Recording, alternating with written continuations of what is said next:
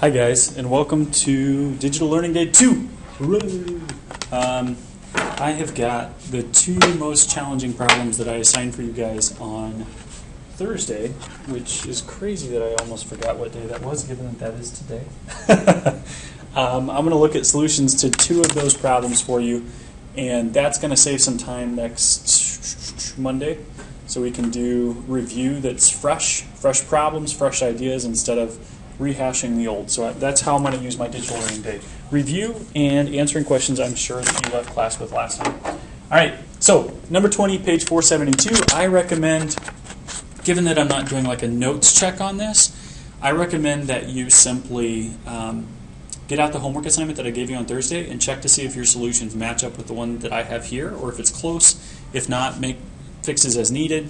And I will have posted in the bundle, in the details section of the bundle, I think is the name of that gray tab, I will have posted 2, maybe 3 problems that I expect you to do.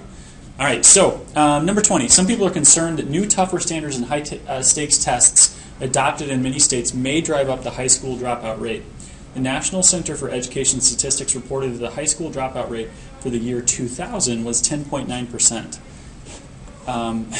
As an aside, Anderson High School, my senior year, had started with over 500 freshmen, so huge freshman class. They graduated under 250. Yikes.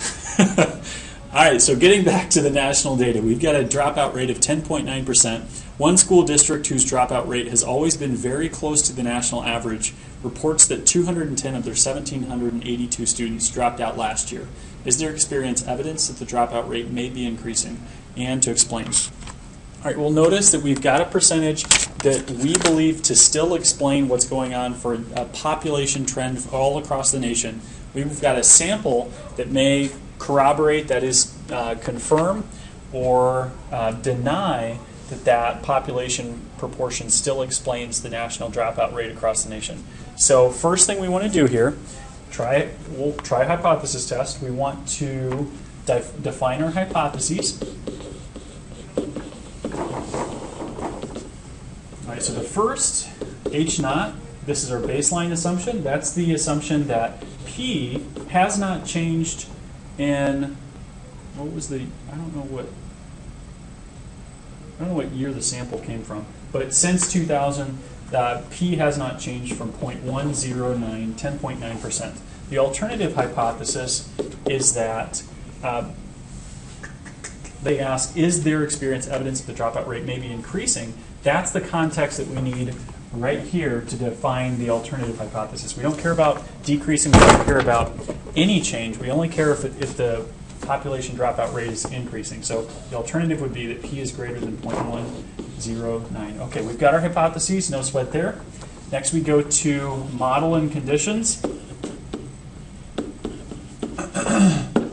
And we are trying to, remember, we're trying to see what's going on the bell curve for samples of size 1,782, assuming that the null population proportion is correct. So we need to check to see if the sample meets certain conditions of independence so that we can use a bell curve to represent it.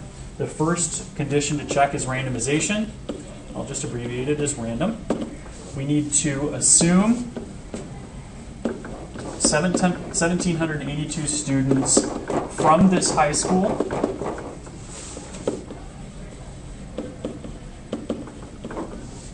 from this school represent a random sampling.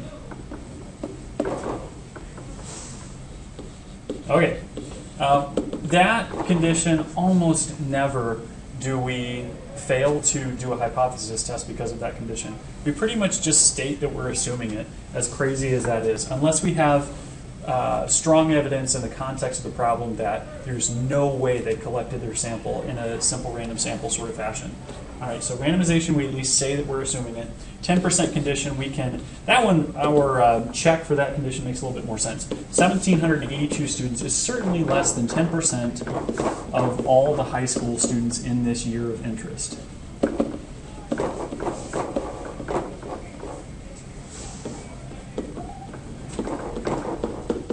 So we have met that. On to success failure, the last of the bunch. That's an R. Failure. Remember, we're assuming the null hypothesis proportion to be true. So we need to use that against the 1,782 students that constitutes the sample size. Don't throw 210 over 1,782 at the 1,782. Use the null hypothesis proportion. So assuming 10.9% to be the case, to be true, 10.9% times our sample size does indeed come out to be greater than 10, as is the complement of 10.9%, which I believe is 0.891 times 1782, also greater than 10. So both of those check out. Let's see. Comment on how I'm doing my conditions real quick. When on a test, well, yeah, on a test, I want you to not do what I'm doing here and abbreviate. If that means you guys want to throw questions at me as to what any of my checks for these conditions mean, feel free. But obviously, I know that you guys are teenagers, your attention span is short. I don't write out incomplete sentences because it's counterproductive to what I'm trying to do. That being said, I expect you to. So nice double standard there for you. We've got a one proportion z-test that we are conducting. That's our model. Okay, on to the mechanics. That's the guts of the problem. Well, we now know that the sample of size, all samples of size, let's see, no, let me back up. Samples of size 1,782 can be approximated with a bell curve we're about to build because of these conditions right here being met. So for the mechanics part, we're going to say, well, the mean the sample proportion of size 1,782 has to be the null hypothesis proportion we assumed, which is 10.9%. The standard deviation of p hat has got to be the square root of pq over n, in this case 0.109 times 0.891, all over 1,782. Simplify that and you get, what did I get? 0.0074. And last but not least, we need p hat itself. What is the sample proportion we found for these 1,782 students? 210 over 1,782 comes out to be 0.118. Okay, and we'll get to the z-score in just a second. So our bell curve for samples of size 1,782 from the population of high school students is centered on 0.109. Use your standard deviation to the right and the left, and you get 0.116 and 0.102. Our sample proportion we know is 0.118, so it's even to the right of that 0.116, right in there. We want the p-value coming from the percent of the area under the curve to the right of that p hat. We're going to the right again because our alternative hypothesis is checking for the the event that the population proportion of students who have dropped out from high school has risen. So we only care to look for more extreme cases to the right of our p hat. Okay, so our p-value is the following. That's equal to the probability that a z-score for a data value on the bell curve would be greater than 1.22 away. Oh, I kind of skipped over that, didn't I? Z-score calculation, let me fill that in right here, is the sample proportion 0.118 minus 0.109, the mean of this bell curve over 0.0074, which is 1.22.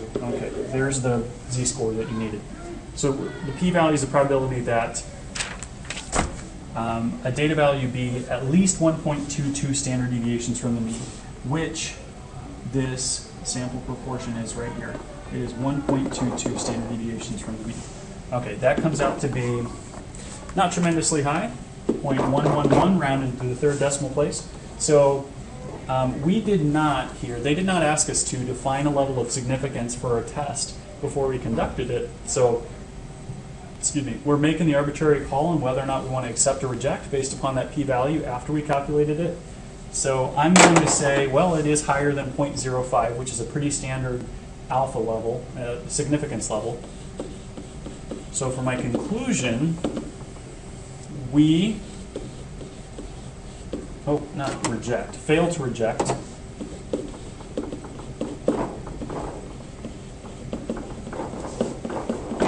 the null hypothesis due to the p-value being high, which again that was 0.111. All right, and there is problem 20. Wait, I put 20 from page 472? Is that right? That's not right. That was 25. That was problem 25 from page 472. My mistake if you got confused as to where this was lining up with what I assigned Thursday. All right, so there's the first problem. Second problem I want to check out with you guys is from chapter 21. I got a lot more questions on this. I assume a lot of students got stuck. That's okay. This blends ideas from both hypothesis testing and binomial models, which is like chapter 15. So it's been a while. An artist experimenting with clay to create pottery with a special texture has been experiencing difficulty with these special pieces. About 40% break in the kiln during firing. A kiln is basically, I assume most of you guys know this, but a kiln is basically an oven just to make sure that your pottery forms after you put a glaze over it, I think. Anyway, hoping to solve this problem, she buys, so a lot of the pottery is breaking. It could be the kiln, it could be the clay, who knows. So she's going to give a change a shot here. Hoping to solve this problem, she buys some more expensive clay from another supplier. She plans to make and fire 10 pieces and will decide to use the new clay if at most one of them breaks. All right. Suppose the new expensive clay really is no better than her usual clay. What's the probability that this test convinces her to use it anyway? Hint, use a binomial model. All right, so what they're saying in that hint, you've got 10 pieces of clay here, and if we're going to use a binomial model, the two conditions to use that were that we have independent trials. That is to say that one piece of clay or pottery breaking would not necessarily affect whether or not another piece of pottery breaks, which actually is a pretty crazy assumption. In the kiln, in the oven where you bake all your pottery, assuming you've got a batch of pottery baking at the same time, if one piece explodes, obviously the fragments have to go somewhere, and it's common for it to break other pieces as well. So that's probably not a fair assumption, but if they're hinting that they want us to use the binomial regardless, we're going to assume that anyway. So let's go ahead and just make note of that. We'll just say independence check. Breakage shouldn't affect of one piece shouldn't affect breakage of another. So we're assuming independence has been met. Next condition that we need to have met after independence is that you have to have Bernoulli trials. I'm sure a lot of us don't necessarily remember what those are. Bernoulli trials are when you have a random event, there are only two outcomes. Well, that's the case for this pottery. Either the pottery does break or it does not break and it turns out as we had hoped. So we do have Bernoulli trials, that makes sense. All right, if we want to use a binomial model here, binomial model tells us the probability that we have X number of successes in N trials. Here we have 10 trials. So we're going to say, we're going to define X. Let X be capital X when we define a random variable, remember. That's equal to the number of, I'm going to follow the definition I used here, the number of pieces that break. Pieces that break out of 10. Okay. If you, and I gave advice on Thursday that went either way with this. It really doesn't matter how you define X in terms of either it being number of pieces that break or number of pieces that don't break. You can still get the correct answer either way. So I'm going to define it to be the number of pieces that break out of 10. They want to know, again, suppose the new expensive clay really is no better than her usual clay. What's the probability that this test convinces her to use it anyway?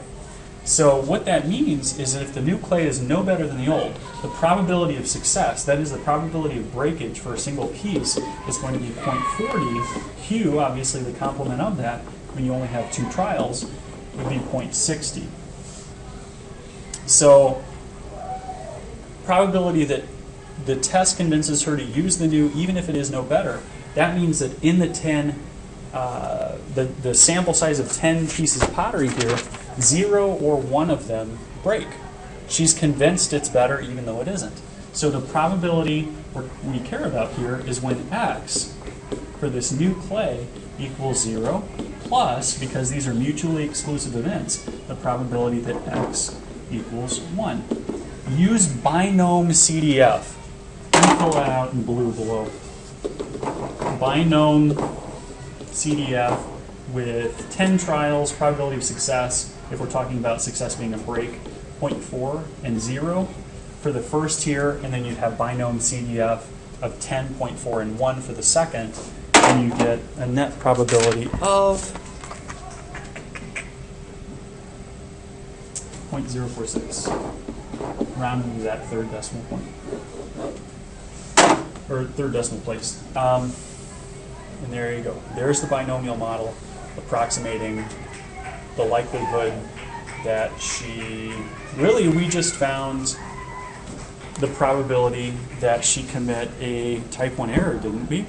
That's how often, if the new clay is just as bad as the old clay, she's going to have a random sample give us results that would lead her to conclude the new clay is better, 4.6% of the time, which is kind of interesting. So if she wanted to have more or less a significance level of 5%, she could define in advance that, okay, as long as 0 or 1 pieces are breaking but no more, then we're going to conclude that the new clay is better. All right, so on to B. They ask for, if she decides to switch to the new clay and it is no better, what kind of error did she commit? Oh, I just answered that, didn't I? If she decides to switch to the new clay and it is no better, the error she's committing here, that is to say the null hypothesis is still true. That is, the new clay has not changed the proportion of breakage she sees in the kiln, even if the sample suggests otherwise. She's committing a type 1 error. All right, so there's B knocked out pretty quick. C, a lot of questions from you guys on this. If the new clay really could reduce breakage to only 20%, what's the probability that her test will not detect the improvement?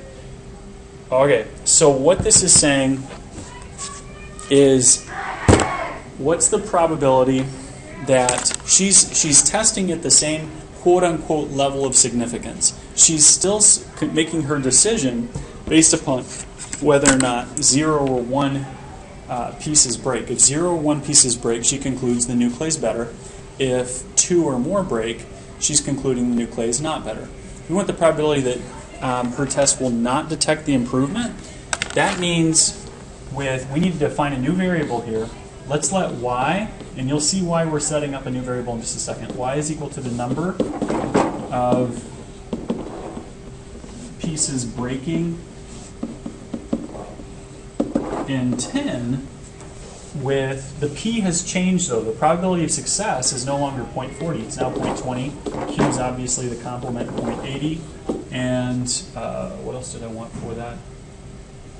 Oh, well, we're going to assume that independence and Bernoulli trials have been met. Okay, so probability that she does not detect the change. Now we're looking for when she would have the probability that of these 10, 2 break, plus the probability that of these 10, 3 break, plus onwards and onwards up to the probability that of these 10, all 10 break. That is what we're looking for.